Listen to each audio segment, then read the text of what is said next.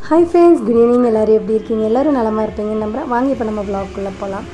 நம்ம இன்றைக்கி டே 7ஓட வ்ளாக் தான் பார்க்க போகிறோம். டே 6ஓட வ்ளாக் வந்து ரொம்ப யூஸ்ஃபுல்லாக இருந்திருக்கும்னு நினைக்கிறேன்.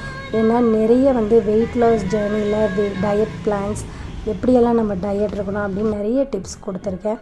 அஸ் யூஷுவல் நம்ம வந்து இன்றைக்கி காலையில் மார்னிங் எழுந்திரிச்சோடனே நம்ம வந்து வார்ம் அப் எக்ஸசைஸஸ், அப்புறம் ஸ்ட்ரெச்சிங் எக்ஸசைஸ், அப்படி எல்லா எக்ஸசைஸும் பண்ணியாச்சு.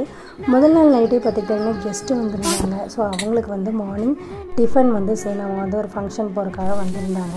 ஸோ காலையில் எழுந்திரிச்சதுமே அவங்களுக்கு வந்து நிறைய டிஃபன் செய்யணும். அதுக்காக என்ன செய்யலாம்னு யோசனை பண்ணும்போது, சரி நம்ம பூரி செய்யலாம், இட்லி செய்யலாம். அதுக்கு நம்ம ஒரு கார சட்னி, ஃபஸ்ட்டு இட்லிக்கு வந்து கார சட்னியும் தேங்காய் சட்னியும், அதே போல் வந்து பூரிக்கு வந்து நம்ம உருளைக்கிழங்கு மசாலா ரெடி பண்ணிக்கலாம் அப்படின்ட்டு.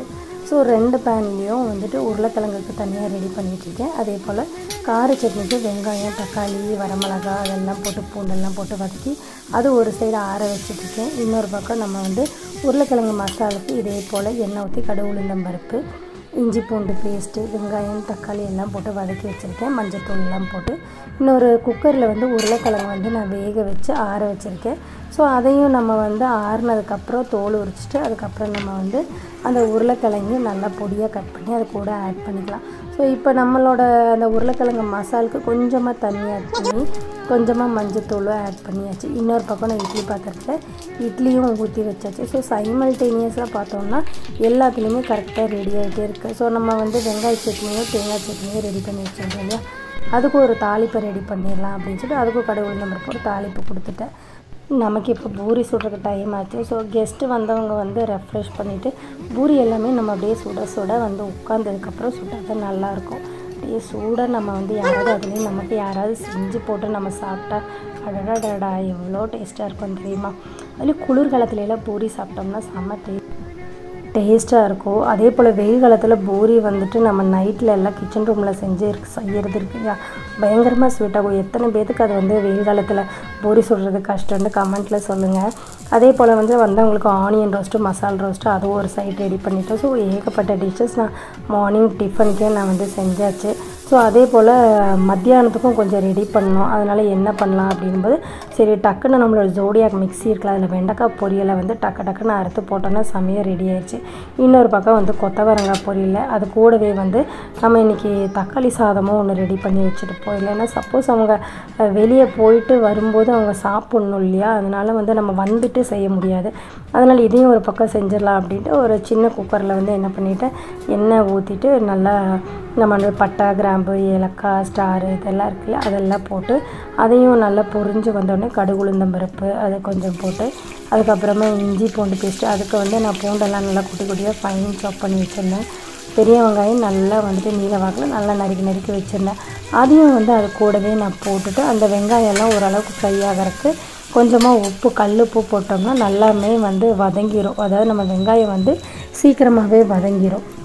இது வதங்கினதுக்கப்புறமா நம்ம வந்து தக்காளியும் கொஞ்சம் போட்டு மஞ்சத்தூளும் கொஞ்சம் போட்டுனே கொஞ்சம் ஒரு 7-8 தக்காளி சாதங்கிறதுனால கொஞ்சம் பிரியாணி டேஸ்ட்டில் நம்ம பண்ணோம் இல்லையா, அதனால் அதையும் கொஞ்சம் சேர்த்து போட்டுட்டேன். ஸோ இது எல்லாத்தையும் போட்டு நல்லா அந்த உப்புலேயே நல்லா கிளறி வந்துடணும். ஸோ அது ஒரு பக்கம் நல்லா அந்த தக்காளியே வெந்துட்டு இருக்கும்போது இன்னொரு பக்கம் வந்து காய்க்கு ரெடி பண்ணிவிட்டு பேன் வச்சு எண்ணெய் ஊற்றி கடுகு, உளுந்தம் பருப்பு, வெங்காயம் எல்லாம் நல்லா ஃபைன் சாப் பண்ணி வச்சுருந்தேன். ஸோ நம்ம ஆல்ரெடி வந்து காய் எல்லாமே வந்து கட் பண்ணி வச்சுருக்கோம். இன்னொரு பக்கம் வந்து நம்மளோட தக்காளி வந்து அடிப்பிடிக்காமல் இருக்கணும். ஸோ அதையும் நான் அப்பப்போ கிளறி விட்டுட்டு இன்னொரு பக்கம் வெண்டைக்காய் பாருங்கள் எந்த அளவுக்கு பொடியாக சின்னதாக கட் ஆகிடுச்சு.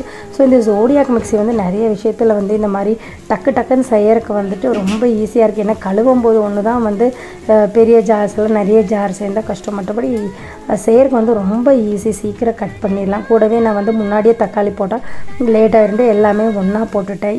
இந்த சைடு தக்காளி சாதத்துக்கு வந்து ஓரளவுக்கு தக்காளியெல்லாம் நல்லா ஸ்மாஷ் ஆனதுக்கப்புறமா நான் வந்து அரிசியும் போட்டுட்டேன். 1 டம்ளருக்கு 2.5 டம்ளர் அரிசிக்கு, அதாவது 1 டம்ளர் அரிசிக்கு 2.5 டம்ளர் அந்த மாதிரி போட்டுட்டேன்.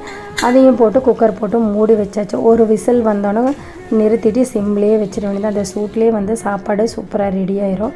இன்னொரு பக்கமாக நம்ம வெண்டைக்காய் பொரியலும் ரெடி ஆயிடுச்சு, அதையும் எடுத்து வச்சாச்சு. அதுக்கும் கடுகு, உளுந்தம் பருப்பு அதெல்லாம் போட்டு ரெடி பண்ணி வச்சுட்டு தயிர் இருக்கு இல்லையா, தாளித்த தயிரும் செஞ்சு சம்மர் டைமுங்கிறதுனால அதையும் கொஞ்சம் செஞ்சிடலான்னு அப்புறம் தக்காளி சாதத்தை ஓப்பன் பண்ணி பார்த்தோன்னா தக்காளி சாதம் சூப்பராக இருந்துச்சு. எனக்கு ரொம்ப ட்ரையாக இருந்தாலும் பிடிக்காது, கொஞ்சம் வந்து வெயில் காலம் அப்படிங்கிறனால கொஞ்சம் கொல கொலான்னு இருந்தால் நல்லாயிருக்கும். அதையும் ஒரு பக்கம் எடுத்து வச்சுட்டு ஒரு பேன் வச்சுட்டு அதுலேயே வந்து கடுகு உளுந்தம் பருப்பு ஜீரகம் அதுக்கப்புறம் மல்லித்தூள் அதுக்கப்புறமா குழம்பு மசாலா பொடி இருக்குல்லையா அதையெல்லாம் போட்டுட்டேன். அதையும் போட்டுட்டு நம்ம எண்ணெயிலே நம்ம ஃப்ரை பண்ணிட்டோம்னா அந்த டேஸ்ட் வேறு லெவலாக இருக்கும். அது கூடவே கோவக்காவை வந்து போட்டு ஃப்ரை பண்ணிக்கலாம். மிளகாத்தூளும் கொஞ்சம் போட்டுக்கலாம். அப்போ வந்து எண்ணெயிலே நம்ம மூடி வச்சு இஞ்சி பூண்டு பேஸ்ட்டும் போட்டு எல்லாமே அந்த பேனை வந்து அப்படியே நம்ம மூடி போட்டு வச்சிட்டோன்னா அது சிம்லேயே நல்லா வெந்துடும். அது ஒரு பக்கம் ரெடி ஆகிட்டு இருக்கும்போது இன்னொரு பக்கம் மஞ்சள் பூசணி வச்சுருந்தேன், அதையும் ரெடி பண்ணி வச்சு இப்படி வந்து ஏகப்பட்ட பொரியல். ஏன்னா நம்ம டயட் வேறு இருக்கும் இல்லையா, அதுக்கு வந்து நம்ம வந்து வந்த கெஸ்ட்டையும் பார்க்கணும், அதே சமயம் நம்ம வந்து டயட் பிளானையும் பார்க்கணும். அதனால் இன்னொரு பக்கம் சோயாவுக்கு வந்து ரெடி பண்ணியிருக்கேன். சோயாவை தண்ணியில் போட்டு கொதிக்க வச்சு அதையும் இறக்கி வச்சாச்சு. ஸோ நம்மளோட வெள்ளை பூசணிக்கு ஃபினிஷிங் டச்சுக்கு கொஞ்சமாக வந்து நாட்டு சக்கரை போட்டு அதையும் இறக்கி வச்சுட்டேன். இன்னொரு பேனில் வந்துட்டு நம்ம வந்து சோயா வந்து ஃப்ரை பண்ணோம். அதுக்கு டீப் ஃப்ரை பண்ண முடியாதுல, ஷாலோ ஃப்ரைனால வந்துட்டு அந்த வேக வச்சு பிழிஞ்ச அந்த சோயாவை போட்டு சோயா சாஸு கார்ன்ஃப்ளவர் மாவு உப்பு அப்புறம் கரம் மசாலா தூள்லாம் போட்டு அதை பெரட்டிட்டு அப்படியே டைரெக்டாக பேனில் வந்து கொஞ்சமாக ஆயில் ஊற்றிட்டு கடுகு உளுந்தம் பருப்பு போட்டு வெங்காயம் போட்டு அது அப்படியே ஷாலோ ஃப்ரை அப்படியே லைட்டாக பாருங்கள். அதுவும் நான்ஸ்டிக் பேன் யூஸ் பண்ணோம் அப்படின்னா ரொம்பவுமே ஈஸி. அதாவது நம்ம பேனில் வந்து ஒட்டாது, ரொம்ப ஈஸியாகவும் செஞ்சிடலாம். ஃப்ரெண்ட்ஸ், இந்த வீடியோ உங்களுக்கு ரொம்பவுமே யூஸ்ஃபுல்லாக இருந்திருக்கும், நம்பரை பிடிச்சிருக்குன்னு நினைக்கிறேன். இந்த வீடியோ பிடிச்சிருந்தால் லைக் பண்ணுங்கள், ஷேர் பண்ணுங்கள், கூடவே உங்களுடைய வேல்யூபிள் கமெண்ட்ஸையும் கமெண்ட் செக்ஷனில் கொடுக்க மறந்துடாதீங்க. தேங்க்ஸ் ஃபார் வாட்சிங் ஃப்ரெண்ட்ஸ்.